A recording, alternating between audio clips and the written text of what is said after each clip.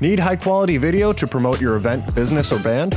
We can help. We're Pixel Pond, a video production team based in the Pacific Northwest, providing high-quality content to clients across the U.S. and Canada. Whether you want coverage of your live event to promote for next year, or need a camera and a camera operator for your next big project, we can accommodate projects of all sizes. Your story is important. Visit pixelpondllc.com or send an email to info@pixelpondllc.com to get started today. We can't wait to work with you.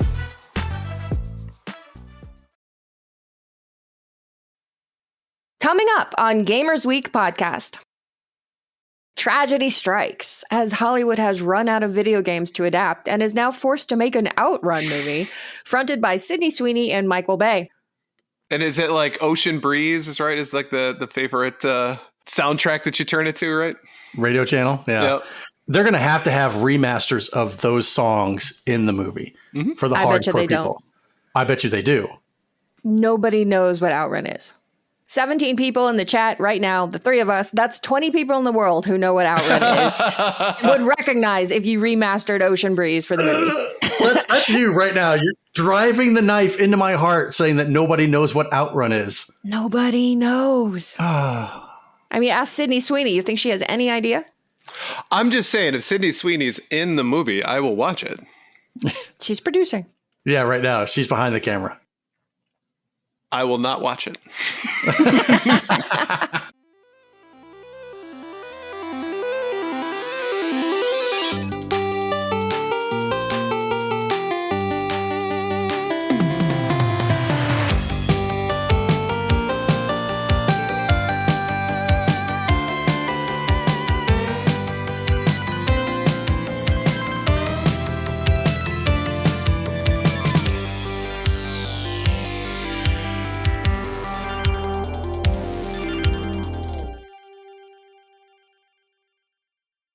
Do you want the good news or the bad news? What's the bad news? I cannot get Audacity to load. Okay. I don't know another way to record my audio. Odd problem. Do we want to chance it? I mean, we're going to have to roll the dice, right? I just don't want to put Blue in that spot, but... Well, it's not ideal, but as long as Zencastr doesn't f*** us and Audacity f*** us at the same time, which is not as fun as it sounds like it would be, it'll probably be fine. Foreshadowing. You guys ready? Yeah. No, give me a second here. I just need to share it to the socials. All right, now I'm ready. Oh, man. The things we do, the things that the talent requests before we go live. I tell you, it's getting a little bit... talent. It's getting... you know what? You can refer to me as the talent. Not one of the talents. The talent. Just throwing that out there. Ryan is the star of the show, and we're just here to feed him like softball jokes so he can make the funny punchline, and everybody goes, ah. Now, at least you understand your place. All right. We are comedy fluffers. That's awesome. Talent Daddy. Satisfaction says Talent Daddy, and I will take that as well. No, we cannot do that. No, we're not throwing out titles, daddy titles, willy-nilly here. And we better get the spreadsheet going. Yeah. They must be earned. Exactly. All right, everyone. Well, welcome to Gamers Week podcast. Like the name says, we analyze the best, worst, and weirdest headlines of the past week in the video game industry. This is episode 162, and today is Wednesday, April 23rd, 2025, aka Happy Nintendo Switch 2 pre-order day for those who are planning on celebrating. As of the time of recording, pre-orders go live in about 2.5 hours. Is that today? Really? Okay. Yeah, that is today. That is today. Anticipation. Completely forgot about that. This year, like so far, it's kind of screaming by. When they're talking about pre-releases and stuff like that, it's like, oh, the end of April. Like that's like next month. No, that's like now. And I'm like, oh, okay. Hang on, I have to do this real quick for Sam Disfaction. He wants his mic on the board. There you go, Aragorn. That is the longest tally of all time. Are you criticizing how I mark my board now? Yes, I am. Put more effort. Have some pride in your tallies. Nobody asked you about the board. It's my board. Asked you. So Nobody asked you. I didn't. I thought it was just like if we talked about Stanky Aragorn and not just from the emote. Are you criticizing the board too? I'm not criticizing the board, but it seems like it's kind of watered down if it's just the emote that shows up and we don't have a full-on discussion or a sentence about Stanky Aragorn. That's just me. Technically, since you brought it up, that the tally she just put on is now valid. It's valid. So you're welcome, I guess. Okay. Thanks, everyone, for tuning in. My name is Blue Williams, and I will be your host for this evening. But, of course, as you can see, I am not alone. I do have two fine co-hosts with me. My first co-host has just been granted his own honorary creepy animatronic likeness in Walt Disney World's Hall of Presidents. Please, everyone, say hello to Ryan Payne, a.k.a. Retro Game Brews. I'm telling you, William Henry Harrison, you never expected it. WHH. Or WH squared. Yeah. Tippecanoe and Tyler too. Don't ask me to expand on that. I don't even know what you said. But it's their slogan it was his presidential slogan. Okay. Yep. Wow. Why do you know this stuff? The atomic weight of cobalt is... See, and Webhead says, don't criticize Blue, the whiteboard daddy. No, that is not another daddy title.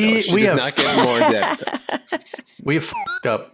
We did. This is insert the Hangover meme here. Like we f***ed up with this daddy thing. Because now everything is a daddy. Now all these different daddy titles.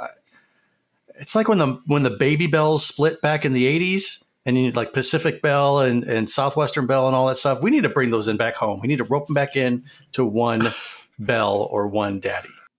I mean, if you guys want to forgo all your daddy titles and I'll remain the podcast daddy, that's fine. Frank goes, calm down, Ryan. Why does he know this, daddy?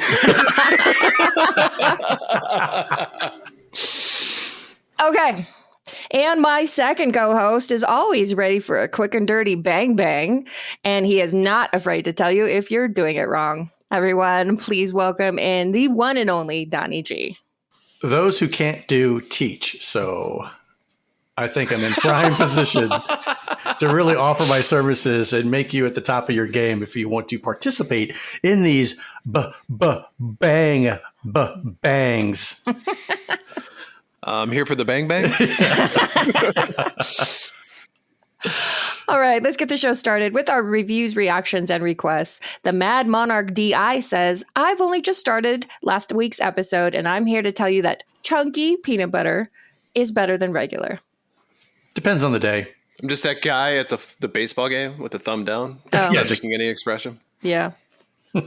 Just like Tony Major said, I was elated to hear that Blue is a fan of Fire and Ice. I enjoyed Solomon's Key on NES. In fact, when I was going through a spring cleaning / purge years ago, I sold / traded / donated all my NES carts except for my Solomon's Key cart. I just couldn't get rid of it because of my fond memories of playing it. I never got too much into Fire and Ice, but I think after Blue's comments, I'll dedicate more time to play it. I did wonder if she also played the original or the Game Boy sequel called Solomon's Club. So here's where Tony stops listening to the show. Don't do it. Don't do it. When I say I actually hated Solomon's Key, I liked Fire and Ice because it's basically nothing like Solomon's Key. So, sorry, Tony. Yeah, yes. And I'm Not Dangerous says, I don't do online only games. Other than a few test rounds over the years, my online play ended on OG Xbox. And if you want to sell me a license that can be revoked, the Jolly Roger goes up and you can blow me. Well done. I'm Not Dangerous. I salute you, sir or ma'am. I'm stealing that. The Jolly Roger goes up and you can blow me. I'm stealing that. We should put that on one of our shirts. Could we turn the Gamers Week logo into a pirate flag? Yes, we could. That would not be that hard. Gamers Week podcast does not officially endorse piracy. Not officially. Not officially, right? The official stance of Gamers Week podcast is we do not endorse piracy. The law is the law, and we follow it.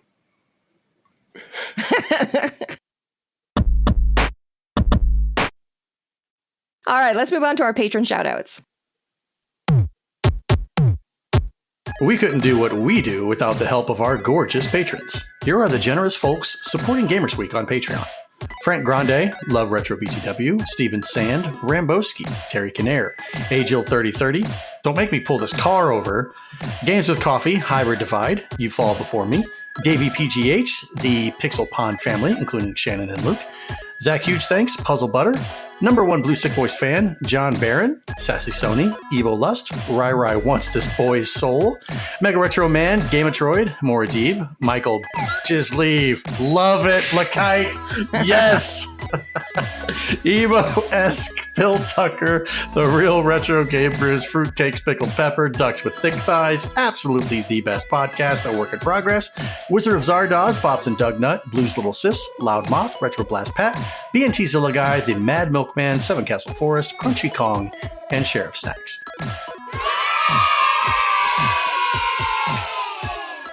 If you like what you hear today, and we really hope you do, please consider joining us on Patreon.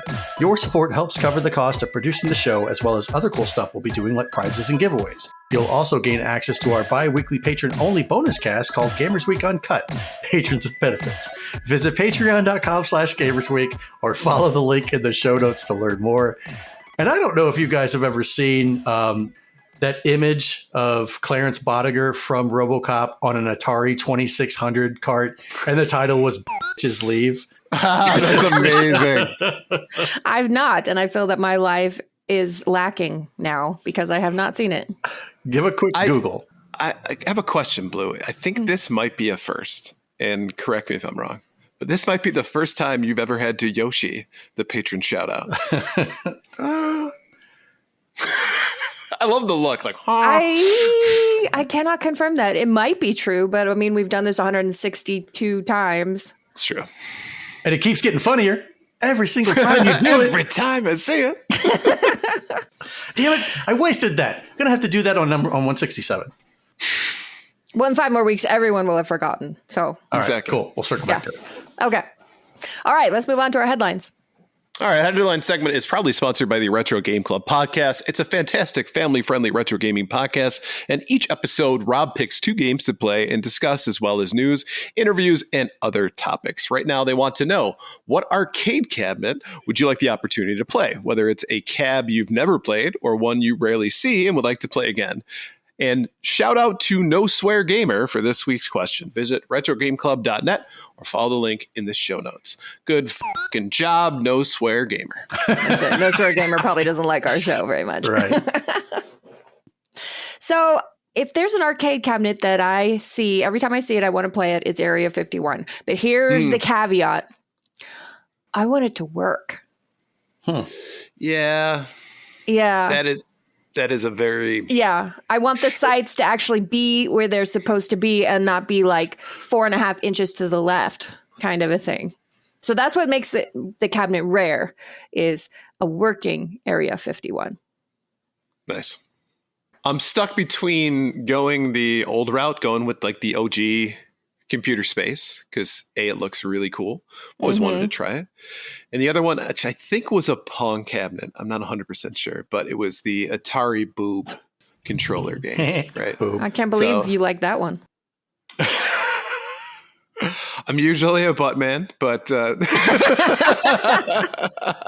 to know. I'm not against boobs. I'm just saying. Good to know. One that always catches my eye, and most of them always do, like the classic ones to Donkey Kong, Popeye, Mario Brothers, whatnot. Love the old school Nintendo stand-up arcades. The one that always catches my eye and draws me back in is Dragon Slayer, especially with the original one with the mini TV up on top. Oh yeah. I think that was a hell of a gimmick. You know, if you got somebody sitting there in front of the arcade cabinet trying to work their magic through the game, everybody's crowding around trying to see. You can't really see. Guess what? You just look up. There it is. There's the gameplay on the monitor itself on top of the cabinet. I think that was a great trick. Love that one. And honestly, if you had any hope of getting through that game, you needed to watch everyone else make all their mistakes first and learn from it. After 3 hours of watching and studying, maybe you were ready to spend your precious like $3.75 in quarters that you brought with you. And within the first 20 seconds, you were proven wrong. You were not ready. Yep. I wasn't ready. All right, let's move on to this week's headlines. First up, Bethesda has finally revealed the worst kept secret in video games. Elder Scrolls 4 Oblivion Remastered. In a gameplay video published online, Bethesda showed the new visuals and features for the remaster of its much-loved open-world fantasy role-playing game, which is developed by remake specialist Virtuos using Unreal Engine 5. Bethesda chief Todd Howard discussed the evolution of Bethesda games and the visual upgrades the near 20-year-old game has now received. Oblivion Remastered runs at 4K resolution and 60 frames per second, as you'd expect, but other changes are more meaningful. Everything from the leveling systems to character creation and combat animations to in-game menus have been improved. Meanwhile, there's lots of new dialogue, a proper third-person view, and new lip-sync technology. The Elder Scrolls 4 Oblivion launched in 2006 as a follow-up to fan-favorite Morrowind on PC and Xbox 360, with a PlayStation 3 release following in 2007. It's set in the fictional province of Cyrodiil and revolves around the player character's bid to defeat a fanatical cult that wants to open a portal to the demonic realm known as Oblivion. Priced at $49.99, the Elder Scrolls 4 Oblivion Remastered shadow dropped yesterday across PC, Xbox Series X and S, and PlayStation 5, as well as on Xbox Game Pass Ultimate. If you've still got money burning a hole in your wallet, there's also a more expensive deluxe edition, and yes, it includes new horse armor DLC. Bethesda definitely knew what they were doing there. I will say, not everybody was aware of this. So I saw a lot of people who were at work when this dropped, and were like, but the FOMO.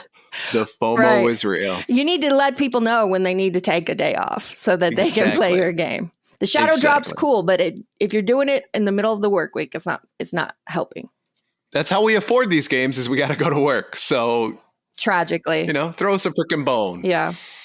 Sanity says it's great, but they absolutely kept a lot of the nuts and bolts of mechanics. Like when I enter a room and 6 NPCs all just cluster into a corner to talk to each other. And that's a lot of what I've heard is that the remaster retains a lot of the charm of the original with all the bugs and glitches that you'd expect from a Bethesda release. And either you laugh or you probably didn't love this game in the first place. I think this is a compelling reason for people to sign up with Game Pass, and I got to applaud Microsoft for making it a part of their offering. I bet you there was a shit ton of signups for Game Pass instantly when this came up. So kudos to them. I mean, people probably won't stick around for the next month, but maybe nonetheless. I mean, it's a 200-hour RPG. That's a good point. So for the next 4 months, they're good to go. And then after that, they drop off. But I don't know. I've never played Elder Scrolls Oblivion, so I don't know what I'm missing here. I would think that at a $49 price point that you'd fixed. It's a remaster. You'd fix the bugs? Well, is it bugs that kill the game? I would say yes, please fix it. That, if you can get soft lock somewhere, absolutely fix that. But in this instance, it's just jank. It's just crappy jank. See, right? And that's what Ducks in Disguise says is good. I'm counting on good old Bethesda jank. It's not a bug, it's a feature. So is it meme level, meme worthy jank? Yep. Okay. Yes. All right. Both of you are nodding your heads. I think we can. Thank you, Doogie. Thank you. I appreciate that. If it's, well, my damn mic was muted whenever I came back in the room. And I'm sitting there talking, and all of a sudden I was like, then I get cut off. I was like, oh, okay, well, me, right? And then I looked down. I was like, oh, I am ashamed. My mic was muted. Yeah, there you go. It's been a few episodes since we had somebody on mute, so it works out. But I will say that.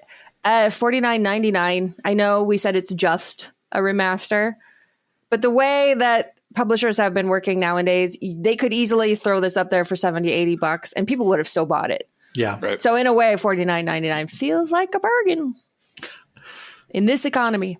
So here's a comparison. When they did the remaster, or would you consider those a remake of Resident Evil 2, Resident Evil 3? I would consider those complete remakes because Complete they're not remakes? tank controls. Yeah, they're new games as opposed to this game is the same game, just prettier. Okay. All right. But I will say DuckTales Remastered is not the same game, but they called it Remastered. That's where I get tripped up. Yeah. Is that this is not like a hard and fast definition that everybody sticks to. So I guess maybe it's the opinion of the developer. It's a gray area, I suppose. Hey, welcome in, Davey PGH, and happy birthday. Happy birthday, buddy! It's not every day that somebody turns 111 years old. But doesn't look a day over 109. Oh. 1 years. His old balls and loose skin. What's his 5-year plan? Not to die? So yeah, Ducks in Disguise says, yes, the world of physics is merely a suggestion in a Bethesda RPG. Sanity says, with the level of remaster they did, I think $30 would have been the fair price, not a full-priced game. And then You Fall Before Me says, imagine the industry getting it so wrong lately that Game Pass suddenly is looking pretty fine once again. Right? Yeah, right. You're not wrong. You're not wrong. You know, Doongie, I haven't played Oblivion. I played Skyrim. But there was just so much to do. It was so open world that I didn't know what to do, and that kind of turned me off. But I'm getting through Elden Ring, which is kind of the same thing because there's no path. I mean, there are with the graces and everything that kind of throw you. It gives you the arc of where it suggests you should go.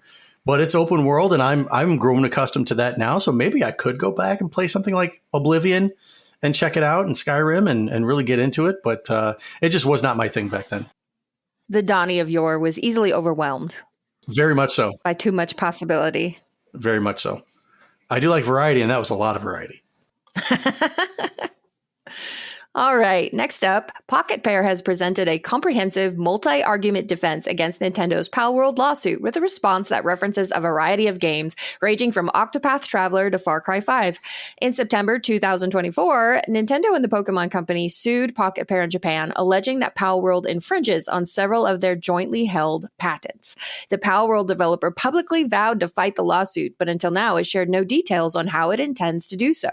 The first concrete information on the company's defense strategy has now emerged via GamesFray, who obtained Pocketpair's initial response to the lawsuit from the Tokyo District Court. In regard to claims relating to patent JP7545191, which describes a system for capturing creatures and releasing creatures into battle, Pocketpair argued that none of its elements were new at the time of its late 2021 filing. The company used its prior game Craftopia to illustrate this claim, arguing that while it doesn't do everything Nintendo's patent describes, it could easily be combined with features from other existing games to arrive at the same result. The company also cites Titanfall 2, Far Cry 5, Tomb Raider, and Octopath Traveler among prior titles whose systems overlap with patent JP7545191, and which could be combined with Craftopia to end up with Palworld's creature capture system. Pocketpair also made multiple non-infringement arguments against each of the 3 patents in the lawsuit, but these will only come into play if the company fails to successfully argue the lawsuit's invalidity. So you're right. If you combine this game with that game and this game over here, it can come to that result. But that's not what happened. You didn't combine those games. You did this in one game. So I'm not sure how they're going to argue that, saying, well, this game kind of did it, and this game over here kind of did it, and this one over here, they kind of did it. But if you combine all of those, then sure, yeah, it's just like this, and they got to release their games. I don't see how that's valid. I don't know how the courts work in Japan, though. So that's one of the things that I, speaking from being naive to this, but in the US, I'm familiar with the idea of the burden of proof, right? Mm-hmm. And the burden of proof is really on Nintendo to prove beyond a reasonable doubt that Palworld is a ripoff of Pokemon. Mm-hmm. I would say from the immediate smell test, it kind of is. Like, I think we all joke about that, Pokemon with guns, but The question that and it has to do with the patent than it does like anything else. Is like, if I remember right, wasn't the patent put into place after Palworld either released or was in development? Right. It was put into place after the game released and then backdated. How can you backdate a patent? I think it was an amendment to an existing patent that was from an earlier date. So in effect, the new changes were backdated, as I understand it. So wouldn't they be grandfathered in though in some way? Because as they had you said, we don't know how it works in Japan. Right. I mean, it's a very strange situation because Pocketpair is like, no, we didn't copy Pokemon, but all of us can look at it and say, but yeah, you did. You fucking did. Yeah, you really did. But then Nintendo is not arguing like the really obvious part of the designs and the general concept of it. They're hinging everything on these patents that weren't actually patents. They still had to hurry and file these patents so that we can sue these people. And so it's like, we didn't copy Pokemon, but you did. And then we patented this stuff, but you didn't. And so they both seem like they're full of shit. And somebody's going to win. I don't know. I mean, if you want to, maybe Namco can go back and patent anything that looks fluffy and eats things. Oh, we can sue you about Kirby now because we backdated it to 19 whatever. Mm-hmm. Does that make a whole lot of sense? No. I don't think so. But nothing in this day and age makes any sense right now. This is fair. I don't know. I mean, Nintendo is litigious. We know that. Mm-hmm. If you were concerned about somebody stealing the thunder of Pokemon, you would have put these patents in place when things like Digimon came up, and there were a bunch of clones of that back in the late 90s, early 2000s. Yep. And just because this one made a ton of money, now we're going to play that game? Yeah, Come on. It's too little too late, in my opinion, because Nintendo should have done this back in the 90s when Pokemon proved to be a worldwide success. But they didn't. They waited 30 years, something like that, to file these patents. I mean, again, this whole thing is kind of mysterious to us, and like, why is any court bothering to waste their time with this? But as we've said a couple times, we don't know how it works in Japan. So it's anybody's guess how this is going to turn out. I will say, if you're asking for like who I'm biased against or who I'm biased towards, I want Pocketpair to win this one. But last time I said that, Billy Mitchell won a lawsuit. So, Please don't jinx things. Right. I'll knock on wood. Is that real wood or is that veneer? It's veneer. Yes. He wants Pocketpair to win, but do you see what's behind him? Do you see the shrine that's behind him? Oh, dude, I love Nintendo. Don't get me wrong. I mean, it's all stuff back when they were less of an asshole, except for these two. Yeah, I was about to say this. What, 2 years ago? Come on, man. All right. Next up, tragedy strikes as Hollywood has run out of video games to adapt and is now forced to make an OutRun movie fronted by Sydney Sweeney and Michael Bay. Sweeney is best known for her roles in shows like Euphoria, White Lotus, and The Handmaid's Tale, as well as films like Once Upon a Time in Hollywood. Though best known for her on-screen work, Sydney is only attached as a producer at this point. Bay is known as a longtime director of action films, including Bad Boys, Armageddon, 5 Transformer films, wow, 5, and Pearl Harbor. The film is being developed by Universal Pictures, though plot details are scarce at the moment. You may note that Universal Pictures is also the studio behind the Super Mario Bros. Movie, which is the studio's 3rd highest grossing film of all time, behind only Jurassic World and Furious 7. While OutRun hardly has the name recognition of Super Mario Bros., it stands to reason that Universal would want to return to the video game adaptation well that brought them success with both the Super Mario Bros. Movie and Five Nights at Freddy's. A red Ferrari. And that's the only plot that you have right now. Yeah. It's going to be like the Stephen King book, Christine. Oh, yeah. Just merge that with the red Ferrari and we're good to go. Or is it going to be something like a Cannonball Run type movie? I mean, I would love that. My guess is, though, it's from the studio that does Fast and Furious. So it's just going to be a Fast and Furious. I was going to say, yeah, it's a Universal movie produced by Michael Bay. Everybody already knows exactly what the movie is going to be from start to finish already. I wonder if I can get an invite to the premiere since I hold the world record for points for OutRun on the Sega Genesis, and it's still valid. It's still a valid world record. I would send them an email. Okay. And then wear a ton of Gamers Week merch. Yes. Yeah, you should. But no. Don't settle for an invite to the premiere. You need to be in the movie. In the movie. You hold the world record for OutRun on a cart from yours truly. Yes.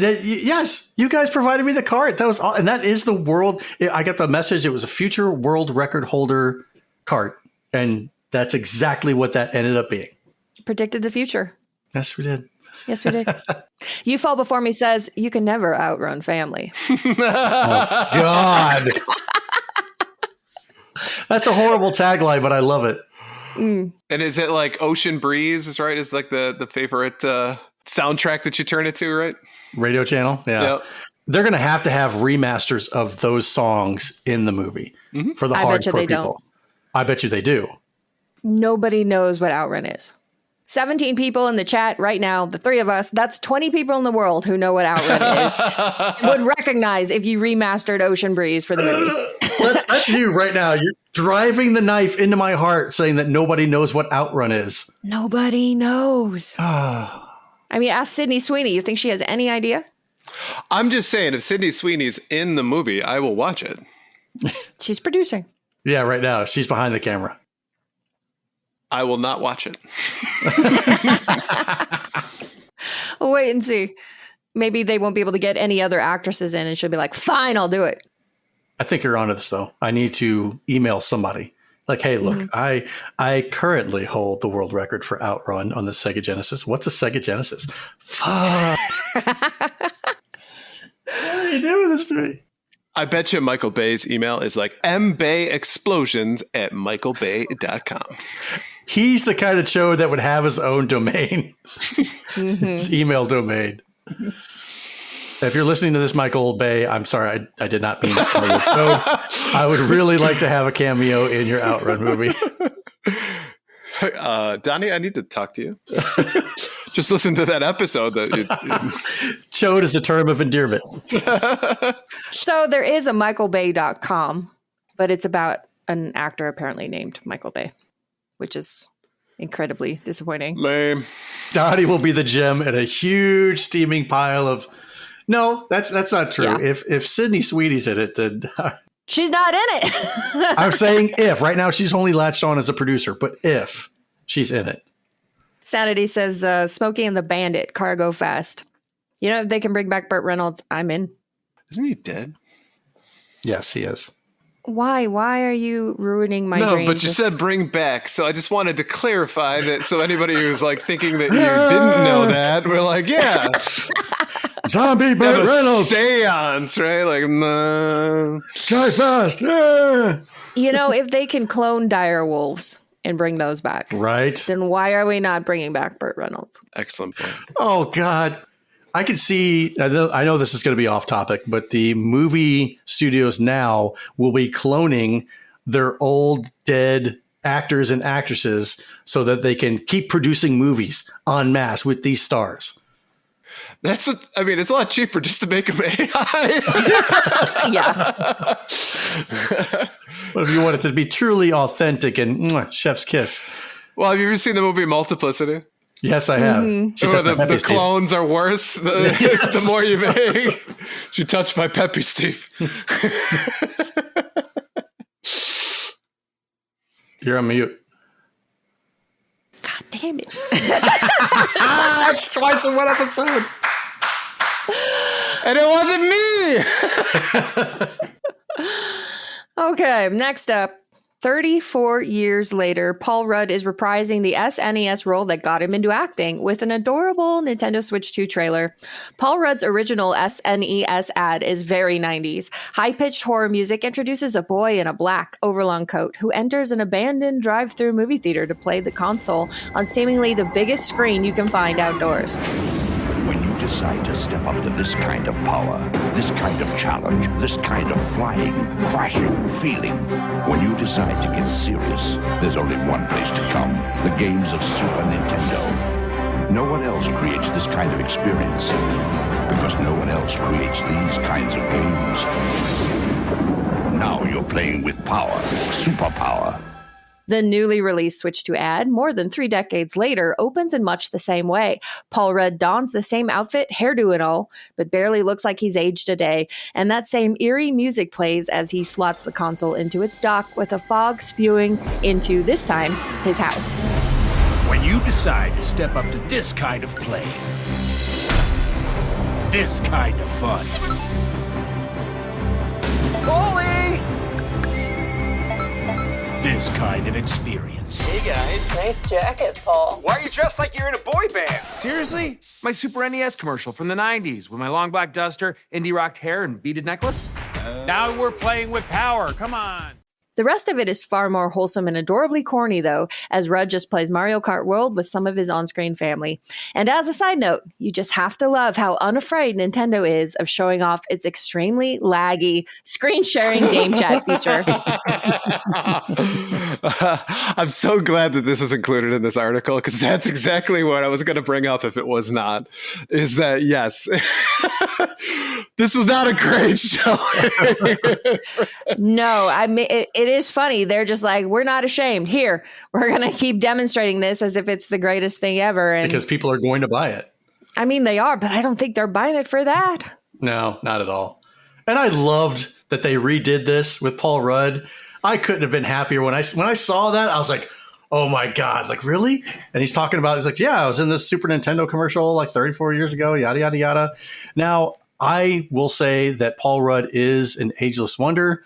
Guy still looks young, but I can tell a difference. I can tell a difference between now Paul Rudd. He finally aged. A little bit. There's a little bit of gauntness in the cheeks. But I was saying, because in the 90s ad, he's wearing that outfit. He's rocking it. He looks great. This one, it's like, oh my God. It's like the John Wick haircut. It didn't age well. It's not a good look. He's 56 years old. Wow. Yeah. Damn. I wonder if I can find his outfit for PRT this year. Do it. Oh my God. That would be amazing. The pink t-shirt, the beaded necklace, the long jacket, and then you have to have the wig. That would really sell it. You know, and PRG is like the only place in the world where somebody would be like, Paul Rudd from the Super Nintendo. Yeah. Because like even in the Nintendo Switch spot, they had to call it. They're like, dude, what are you doing? He's like, oh, I'm redoing my ad from 1990, whatever. Because nobody remembers. Like we remember, but nobody else remembers. It's way too obscure. Well, the interesting part is even up to like a year or so ago, I remember people posting that online. Did you know Paul Rudd was in a Super Nintendo commercial? And how many people responded like, oh, I had no idea. Oh my God, that's so cool. Mm-hmm. So it's even obscure to most folks, but kudos to Paul for having fun with it as well. You know, bringing back something that really, when he was starting his career. Yeah. Well, I mean, the original commercial is, I don't know, 30 seconds or something. And this was like 2 minutes long. And I admit I only made it halfway through. Before it's too corny. It's too cheesy. I can't do it. I cannot. I tried my best though. Oh, so it's like an episode of The Office? Hate mail coming. Please direct your comments to the one and only Donnie G. Oh man, we just dropped 8 viewers.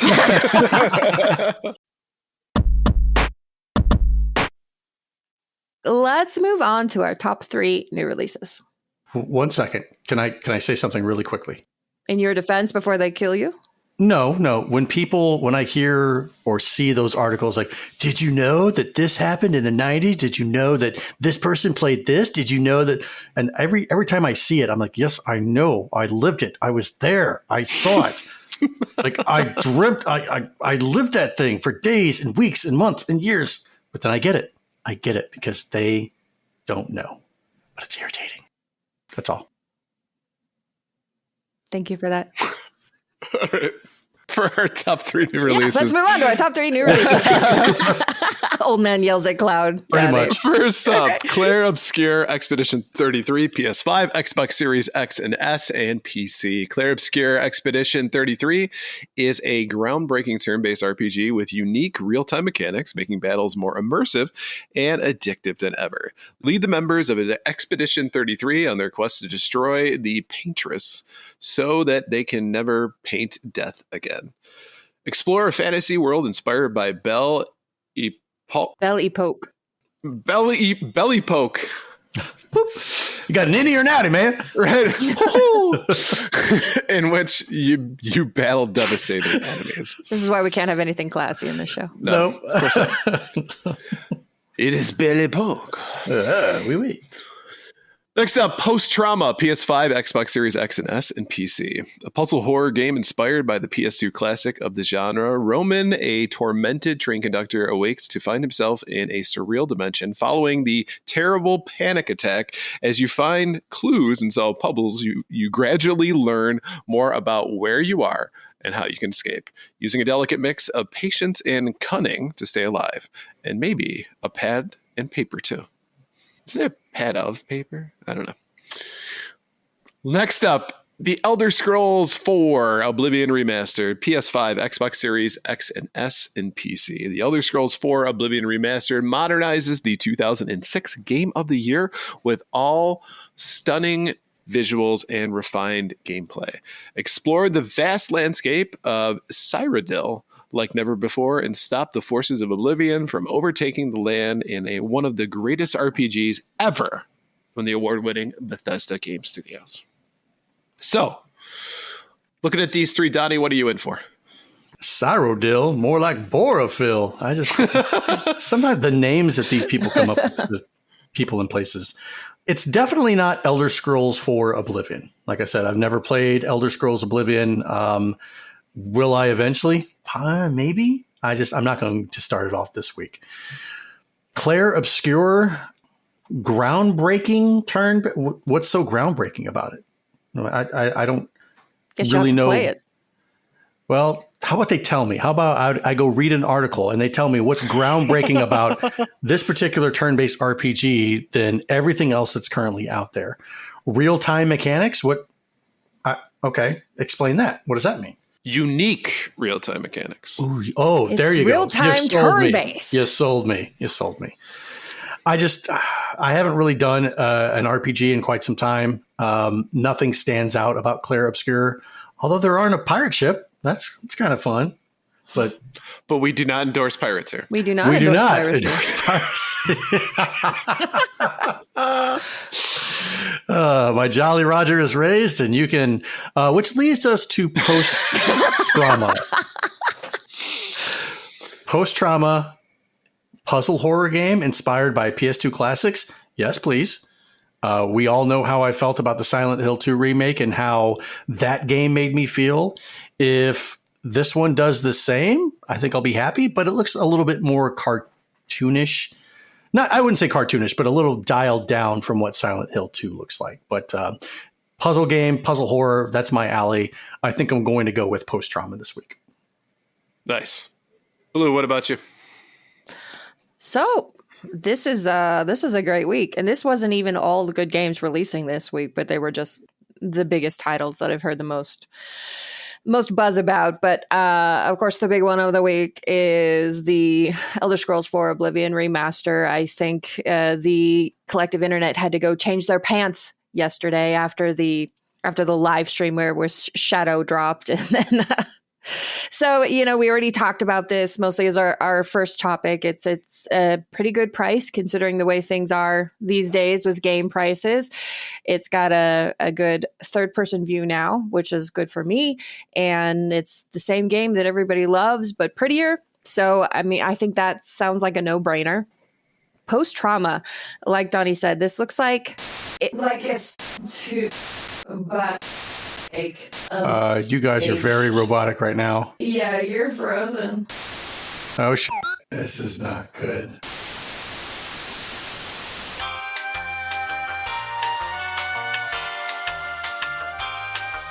Not a good time. especially when we don't have any backups. Sorry, everyone. Thank you for sticking around. Yeah, I apologize. And I was just telling them the story about how Ryan said he couldn't get Audacity to load. I know. We're like crossing our fingers. Nothing happens to Zencastr. Well, there you go. This is going to be so much fun to patch together later. I'm so excited. All I heard, like, I just took and both of you were frozen. I was like, oh, shit, oh, shit, oh, shit, oh, no, oh, no. And then everything went out. Yeah. Anyhow, Sorry. Let's go ahead and keep going with the show before something else happens. So Blue, do you want to wrap up your choice for the week? Yeah. So anyways, post-trauma looks like somebody just put a coat of paint on Silent Hill 2, and I'm here for it. It looks super fun. Can't wait to get in there and see what's going on. And then Claire Obscure Expedition 33. This game is getting phenomenal review scores, and people are saying it's one of the best RPGs of the entire year. And I really feel bad for both Claire Obscure and Post Trauma, because not only are they dealing with people who are trying to save money for a Switch 2 tonight, but then they also have been planning their release dates for years in advance, probably, just to find out that Bethesda decides to shadow drop at the same week that both these studios are putting out what I believe are their first releases ever. I was like, that's just bad luck. There's no way around that. So of these three, I would probably spend my money more to support the smaller studios, which means I'm going between Claire Obscure and Post Trauma, and probably of the two, leaning more towards Post Trauma. Does anybody know what the price point is for Claire Obscura? Not offhand. Not off the top of my head. $44.99 on Steam. Gotta love those AA games. Absolutely. They're priced right there with the Oblivion remake. So would you like a new game? If it's groundbreaking, getting a lot of awards or honorable mentions for $45? Or do you want to play a game that's janky and for the same price? Charmingly janky. Charming. It's a feature. It's a feature. What about you, Ryan? I'll be honest with you. I think that these three, none of them really are my thing for the most part. Don't get me wrong. Claire Obscure looks gorgeous. Absolutely gorgeous. Love turn-based. He's evolving. It's like very hack and slashy though, and like the story is a little weird. Like I just didn't spark joy for me when I watched the trailer. Let's put it that way. TKN85 says needs more J in that RPG for RGB. It's true. I do love my JRPGs. Yes. Not so JRPG that it's anime, because then he won't like it. We hate those. But correct. It's very, very. It's a very narrow definition of what he wants to play. The right amount of J. Everybody likes the right amount of J. It's again gorgeous game. It just seems weird, and that your villain is Lady Bob Ross, who's paint stuff. So Lady Bob Ross. No, it's like the evil twin of Bob Ross, right? What we're gonna do is we're gonna put a little dead body down here. Just a happy little dead body. Yeah. There are no murders, just happy accidents. Happy manslaughters. Yeah. We're going to beat the angel out of it. All right. Post-trauma, I think that is Donnie's bread and butter, and I'm looking forward to watching Donnie play it potentially on stream. Okay. I think that'd be cool. A great stream game. Yeah. So all in for that. But for me personally, I'll pass. I'm not really big into puzzle horror games. And I've never played Oblivion before. So right now I am knee deep in Lunar, the remaster for Lunar. So I will probably put a lot of time into that. So this might be something that I'll take a look at after I'm done finishing Lunar 1 and 2. If it's, do I want to buy it today? It's a no. Gotcha. So not really excited for many three of these. Lame.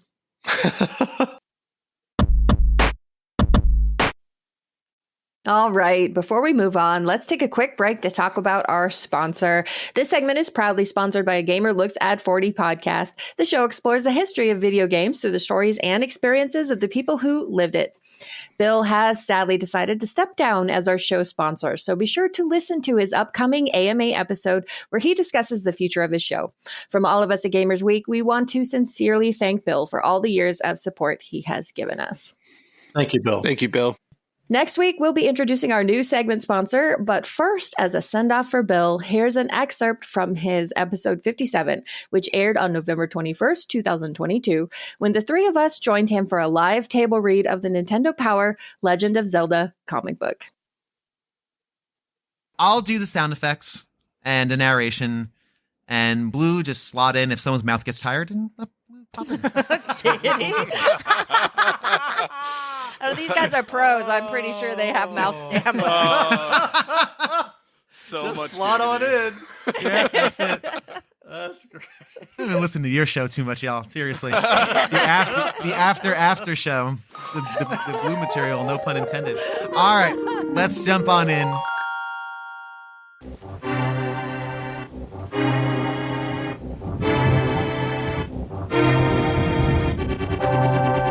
For centuries, the pristine land of Hyrule has enjoyed peace.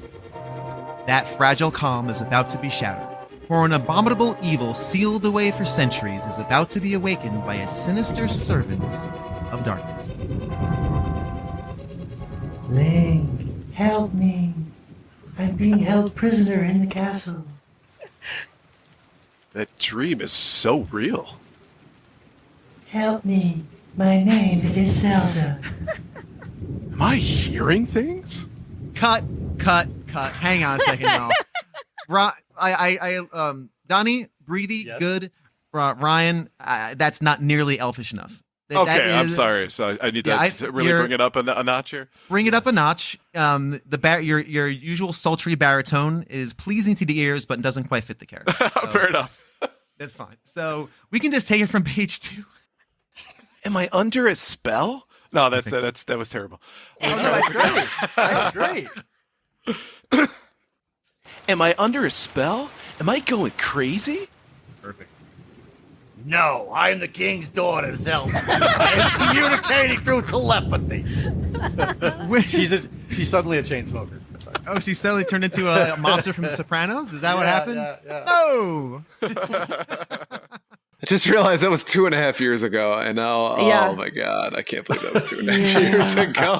It does not feel that long ago. It was so much fun.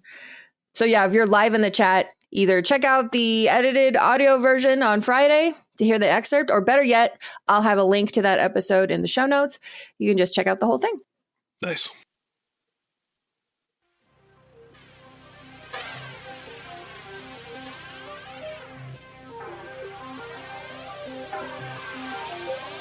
Hey there, fellow kids. Spritz on that Polo Sport cologne. Make sure your wallet is chained to that belt loop.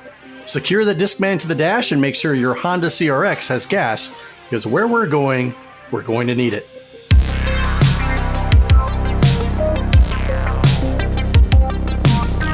This is the Retro Rewind for April 2001. Oh. So we're moving past the 90s. We're going back in. We're going into the time. We're dipping our toes into the 2000s because that's retro now too, right? Oh God! Yeah. For the love of God. Let's take a look at some of the top Billboard songs and their artists for this month. Coming in at number 1, "All for You" by Janet Jackson, "Survivor" by Destiny's Child, "Angel" by Shaggy. Girl, you're my angel, you're my darling, and sugar. "Thank You" by Dido, "Missing You" by Case, "Butterfly" with Crazy Town. Oh my God. Crazy Town with Butterfly. "Stutter," Joe featuring Mystical. And if you don't know who Mystical is, he does have one great song called "Shake Your Ass." Watch yourself. Shake your ass. Show me what you're looking at. There you go. Wow. "Get Over Yourself" by Eden's Crush. Again by Lenny Kravitz. And "Hanging by a Moment" by Lifehouse. I don't really care too much for that song. Hanging by a moment here with you. Sam Disfaction says, damn, 24 years ago, I feel like yelling at a cloud all of a sudden. Yeah. And I think I could pass on all 10 of those songs. I was going to say, that's kind of one of the things I remember most about the 2000s, the early 2000s, is transitioning away from like 90s alternative into the 2000s, and the music, it felt like it just changed. Pop, just like that. And I was just like, I hate all of this. Is this what it's like to be old? Yep. And you weren't even old back then. I wasn't. I was in college. I was like a freshman in college, a sophomore in college. I was like, God damn, I feel like I'm 87. Let's take a look at what was hot at the theaters this month. We had Harry Potter and the Sorcerer's Stone. Wow, the first one. The first one. The very first one. Wow. Shrek. The very first Shrek.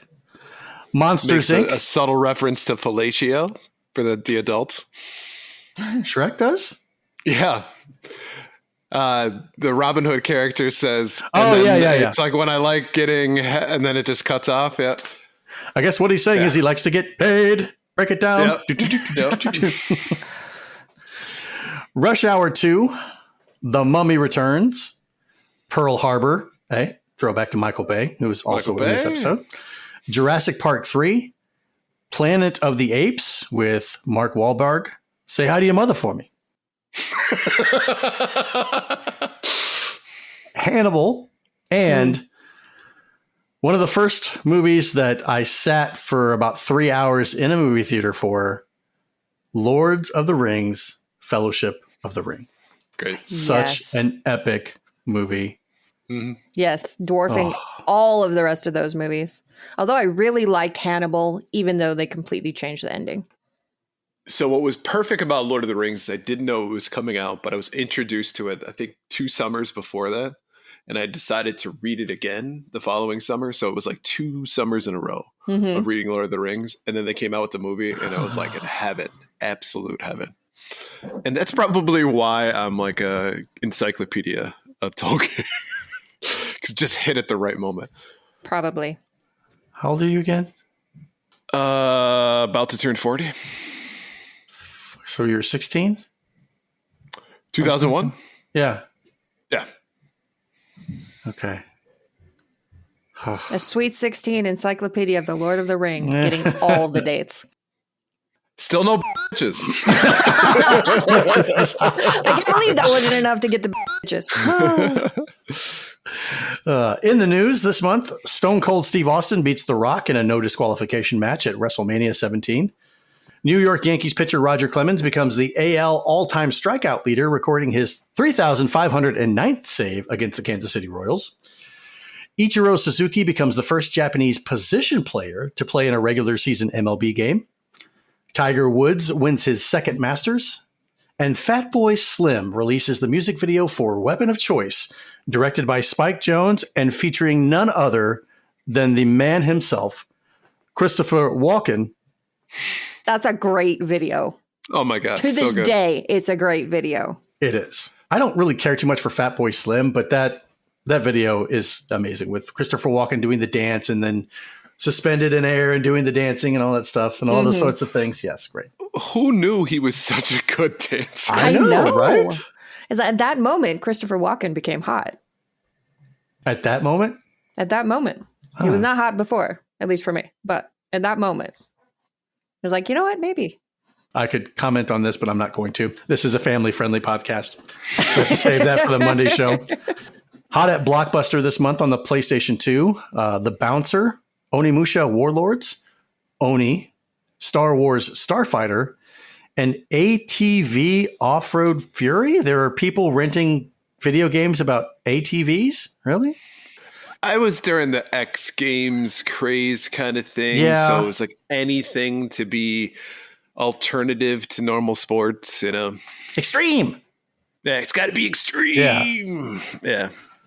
On the PlayStation 1, we had Driver 2, Tony Hawk's Pro Skater 2, WWF SmackDown 2, Know Your Role, MTV Sports TJ Lavin Presents Ultimate BMX. Really? There's another one. What?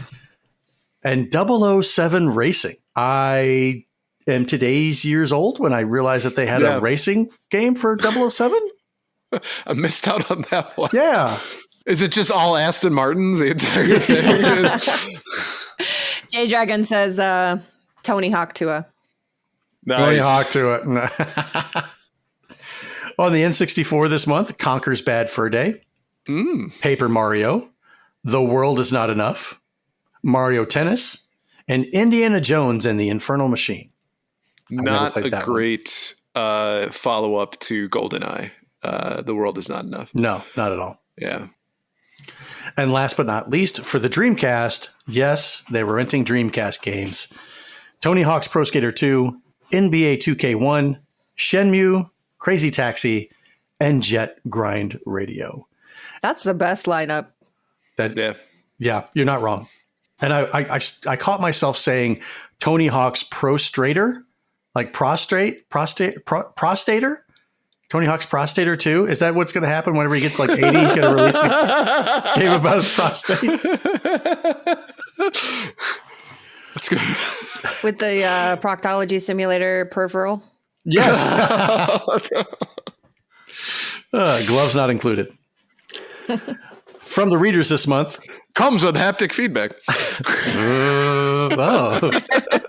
can really feel that polyp. Cole McClelland writes in via the internet.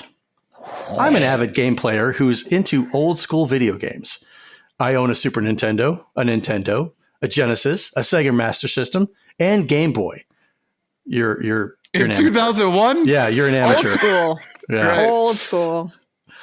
I play all of these quite frequently, but lately something's been bothering me.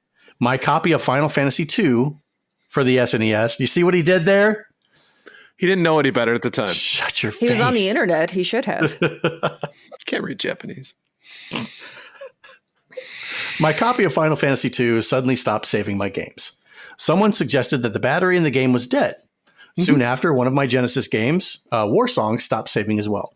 This really confused me, as my oldest battery-backed game, Zelda, for the NES, still works fine. How long should a battery-backed game last? Are there ways to make them last longer?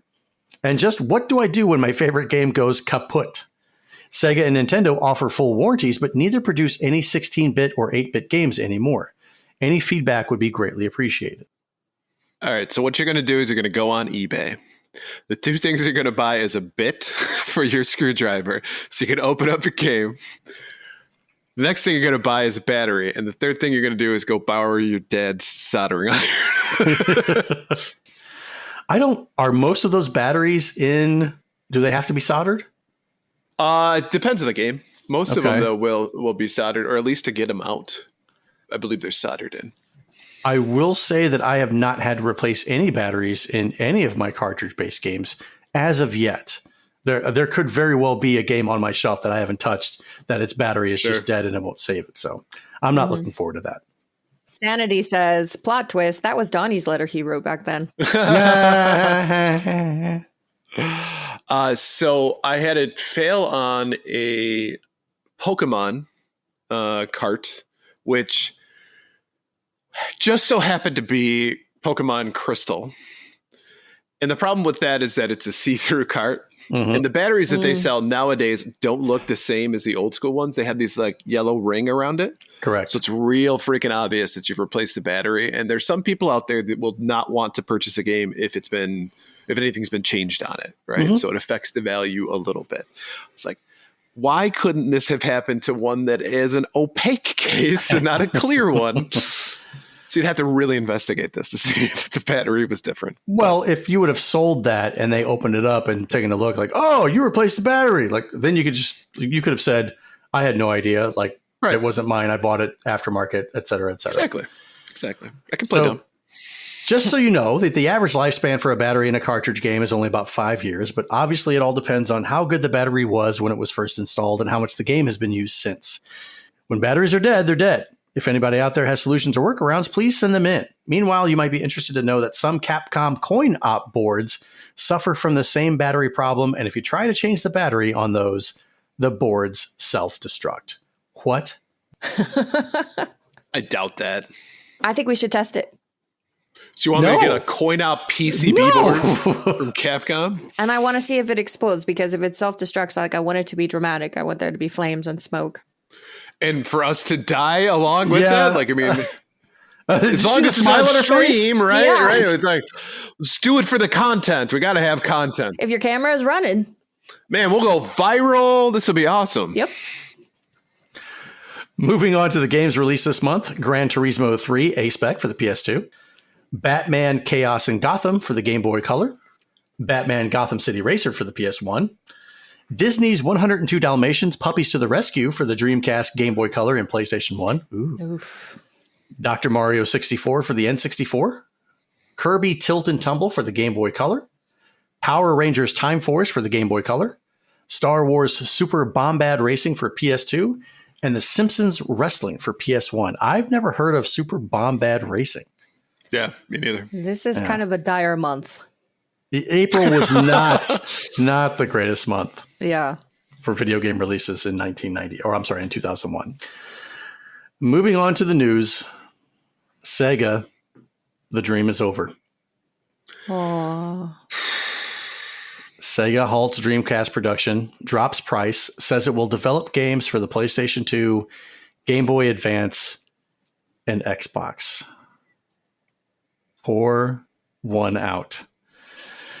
In a late January move that stalwart Sega fans lamented, but financial investors cheered, Sega officially announced that it would cease production of its 128-bit Dreamcast and drop the console's price to $99.95, leaving the company to recreate itself as a platform-agnostic third-party publisher for consoles manufactured by Sony, Nintendo, and Microsoft. Satisfaction, you are right. Sega is making a comeback. They are, and I'm just waiting for the news to drop any day now, and I've been waiting patiently for so long. 24 years later. I bet there were people out there who cried. I know I did. The Sega diehards. I bet they cried. Not just the diehards, but the people that were there for the video game console wars back in the 90s, when it was mainly just Nintendo and Sega battling it out with their epic commercials and digs back and forth at each other. And then we lost that. It stopped. It wasn't there anymore. So yeah, pour one out. They always say you make money on the blades, not the razors, said Sega president and COO Peter Moore in a telephone press conference. Right now, our games are the sharpest razors we have. Among the games confirmed as slicing onto the PlayStation 2 are Virtua Fighter 4, a new Space Channel 5 game, Sakura Wars, a popular Japanese simulation series, and 2 entries in the Let's Make a Sport series in Japan. Meanwhile, Nintendo's Game Boy Advance will receive handheld versions of Sonic the Hedgehog, Choo Choo Rocket, and Puyo Puyo. The games for both systems should appear between August and November of this year, and Sega is also in negotiations to bring Sega games to Nintendo's GameCube and Microsoft's Xbox, but the arrangements have not been finalized. Everybody in the industry agrees that it's the games that matter, said Moore. Content is Sega's strength. The opportunity is there for Sega. Sega will become a profitable company quickly by playing to its primary strength, game content. And that is a game we know how to win. I don't know, because those titles sound more like a safety razor. If I'm being honest. The one for the nether region, which it's not going to cut. It's not going to cut you. It's not going to do the job either, but... Frankie says, I wish we got the Sega Uranus.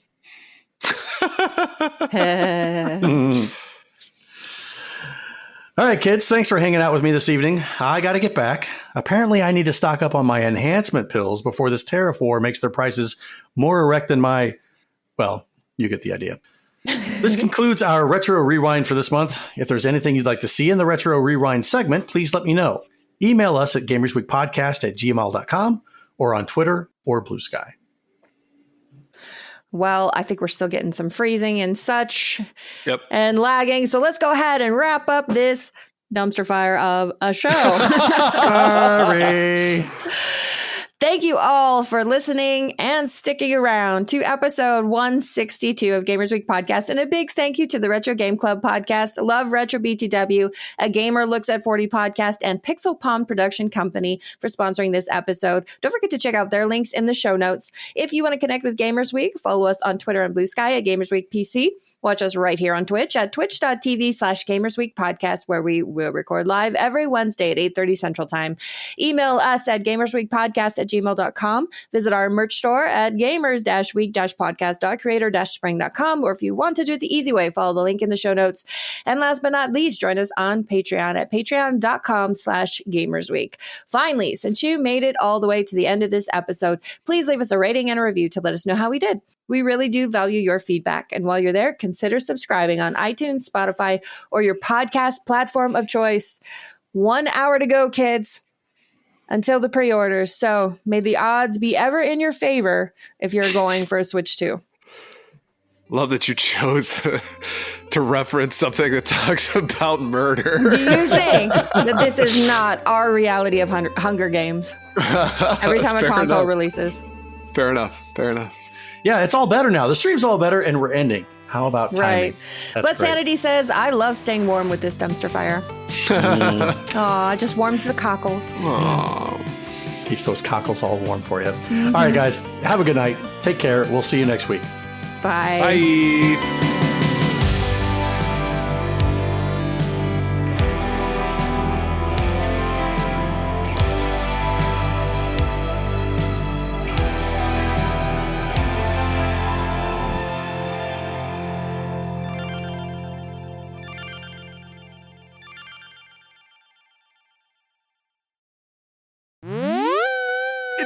Him.